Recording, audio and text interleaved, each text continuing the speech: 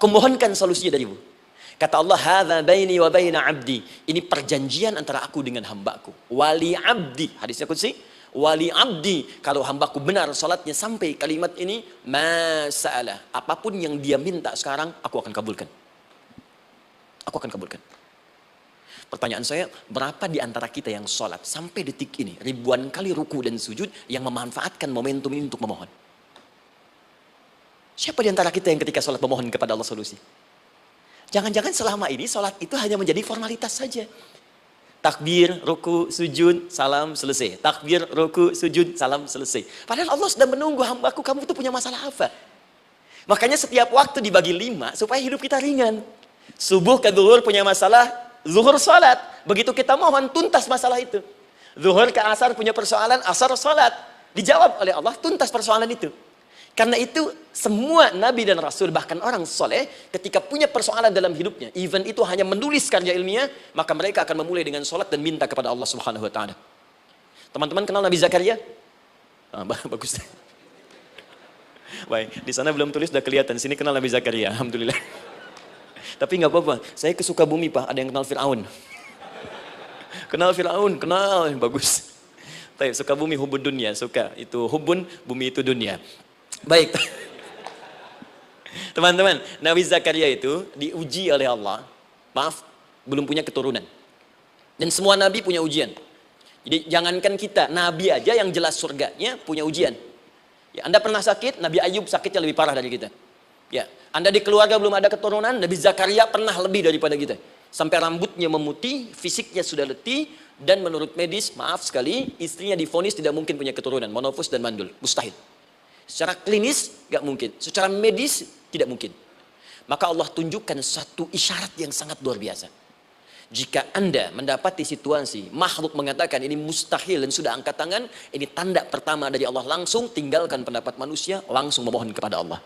Maka turunlah beritanya di Quran surah ketiga Ali Imran ayat 38 sampai 39.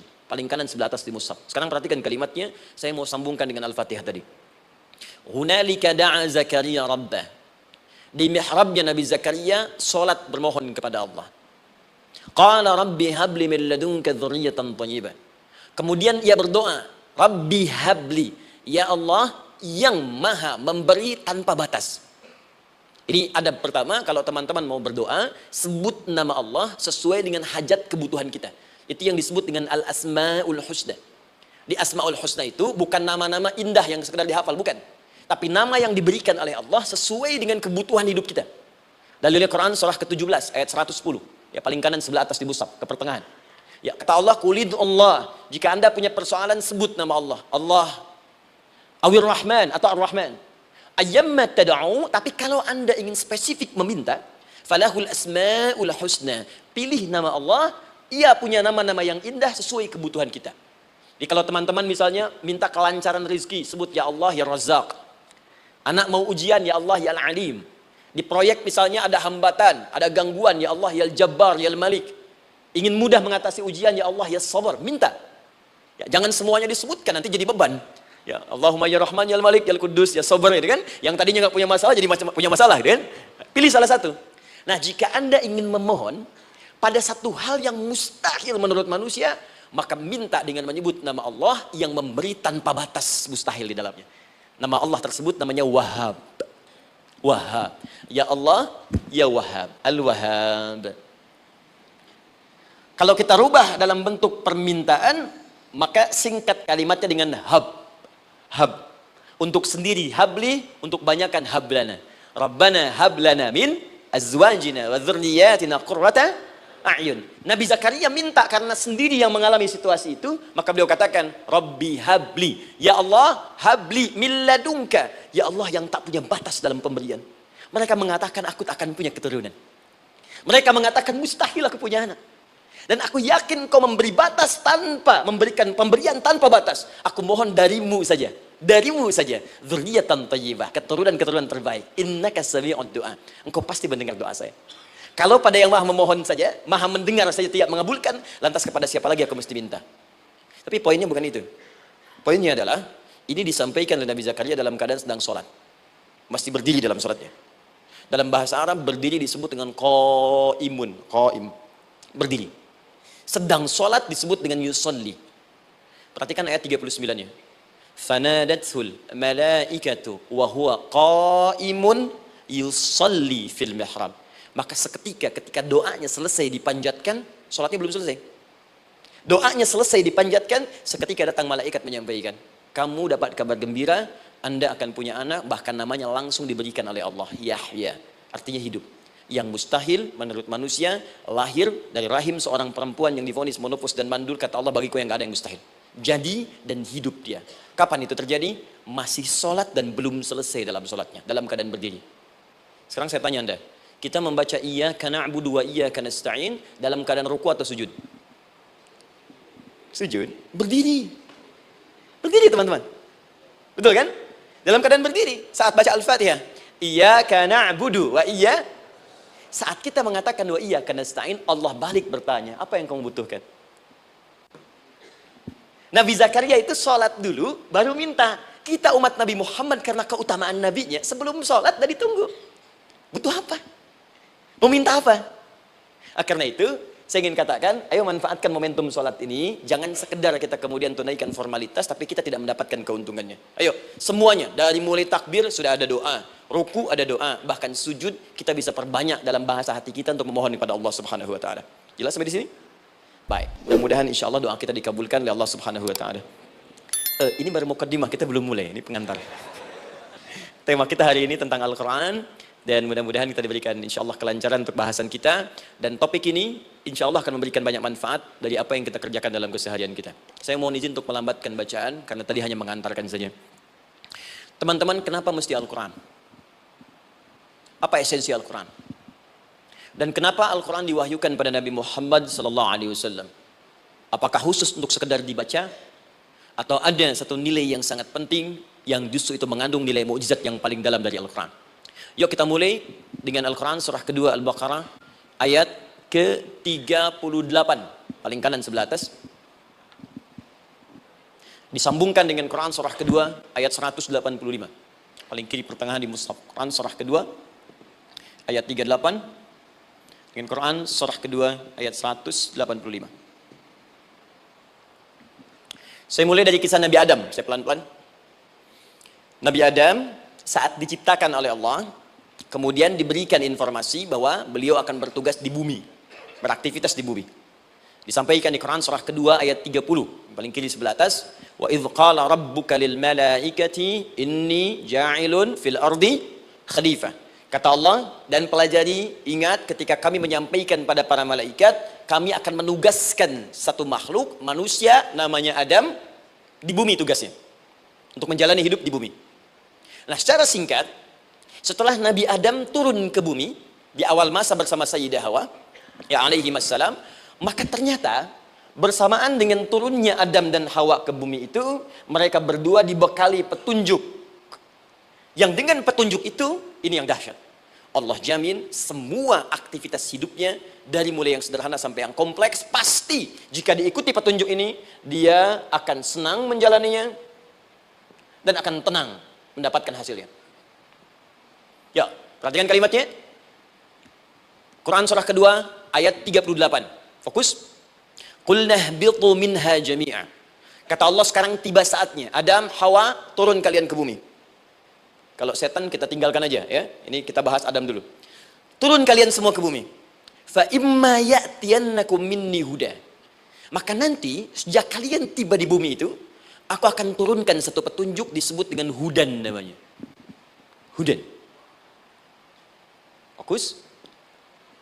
Faman tabi'a hudaya, maka jika Anda dan keturunanmu mengikuti semua detil di petunjuk ini, fala khaufun 'alaihim wa lahum yahzanun, maka aku pastikan engkau dan seluruh keturunanmu akan menjalani hidup di muka bumi dengan tenang dan senang.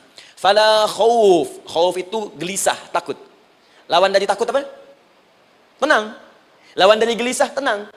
Kata Allah, jika Anda mengikuti tuntunan hidup yang ini, maka saya jamin semua hidupmu tenang.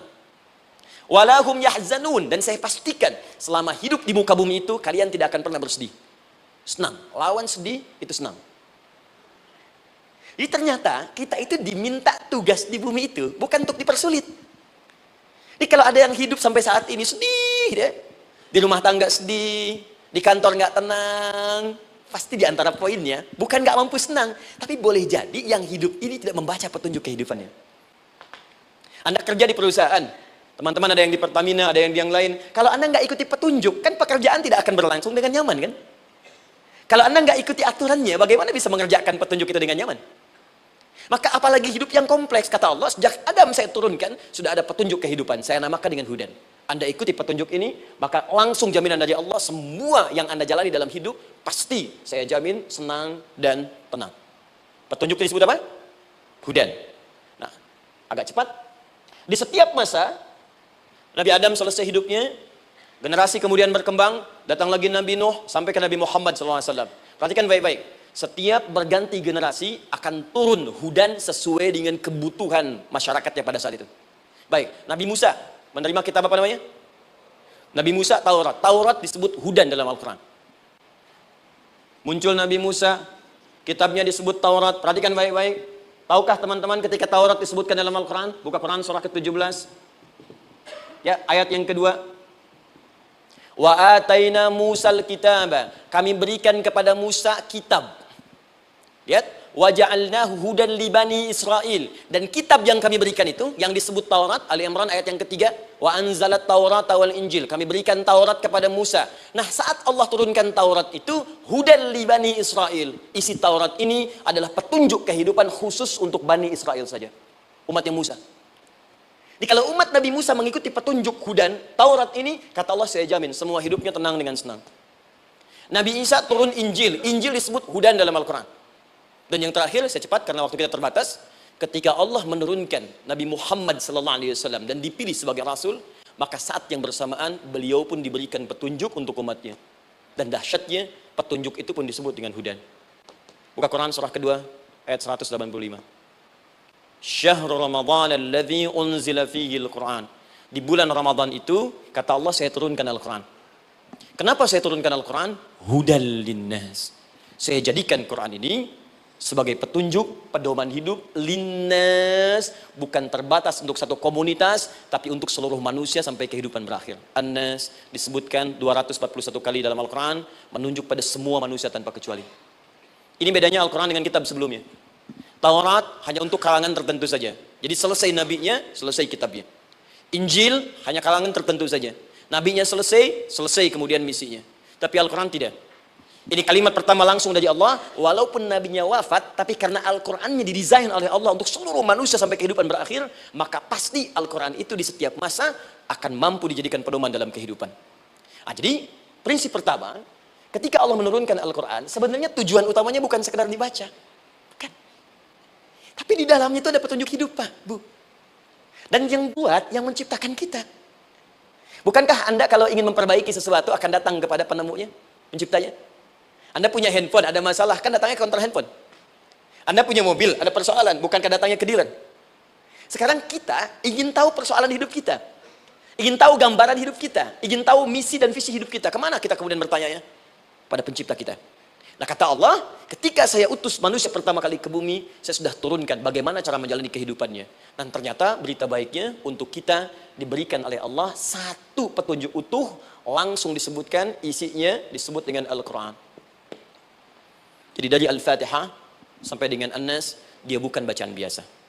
Semua di dalamnya ada petunjuk kehidupan kita dari mulai bahkan dalam kandungan sampai kita wafat kepada Allah Subhanahu wa taala. Kalau diikuti petunjuk ini, langsung turun jaminan dari Allah. Hidup kita pasti akan tenang dan nyaman. Saya bacakan cepat ya.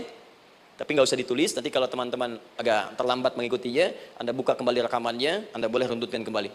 Saya baca cepat saja, dan ini insya Allah Anda hanya akan temukan dalam Al-Quran. Nanti saya berikan rahasia di akhir sebelum kita akhiri. Yuk, satu. Anda silahkan bandingkan dengan buku manapun, referensi manapun, Anda hanya akan temukan dalam Al-Quran. Dari sejak sebelum lahir, bagi perempuan yang tengah mengandung, langsung Allah berikan tuntunan bagaimana agar kandungan itu berjalan dengan sehat, nyaman, dan mudah ke persalinan. Quran surah ke-7 ayat 189. Perkembangannya bisa diamati dan dicek kemudian, ya baik ke dokter atau yang lain, nanti perkembangannya disebutkan di Quran surah ke-22 ayat ke-5. Dirinci lagi di Quran surah ke-23 ayat 11 dari 9 sampai dengan 13. Kemudian mulai terlahir. Dari lahiran diberi petunjuk oleh Allah. Nih, berikan ASI. Maksimal 2 tahun. Kalau ingin berhenti sebelum 2 tahun, boleh. Begini caranya. Quran surah kedua ayat 233. Dari sampai usia 2 tahun, menjelang balik. Kata Allah, berikan 4 pendidikan dini. Ini turunannya. Disebutkan 1, 2, 3, 4. Jika Anda ajarkan ini, maka anak ini akan tumbuh. 1, dekat dengan Allah. 2, dijamin taat pada orang tuanya. 3, dia akan baik dengan lingkungannya. Dan 4, dia akan bertahan dalam kebaikan sampai dia dewasa. Quran surah ke-31 ayat 13 sampai dengan 19. Usia 7 tahun, ya mulai dia balik misalnya, dia akan mulai belajar. Bagaimana cara belajar yang baik supaya cepat paham, gampang mengerti. Turun Quran surah ke-9 ayat 122. Amalannya di Quran surah 96 ayat yang pertama. Kemudian rinciannya diturunkan di Quran surah kedua ayat 282 di ujung ayatnya. Lalu bagaimana mencari sekolah yang bagus, majlis yang baik, guru-guru yang baik, diturunkan Quran surah ke-58 ayat ke-11. Dicontohkan tentang Maryam dan Nabi Isa alaihissalam di Quran surah ketiga ayat 35 sampai dengan 37. Naik lagi, dia mulai dewasa, ya, mulai bergaul, bahkan kadang-kadang merantau, punya tempat komunitas berbeda. Bagaimana supaya dia bergaul tidak terpengaruhi lingkungan yang tidak baik. Maaf ya, kadang-kadang ibu yang sudah mengandung, melahirkan, ayah mencari nafkah, tiba-tiba anak pergi bahkan ke kampus, ke sekolah, dapat teman yang gak bagus, pulang-pulang mengecewakan Anda.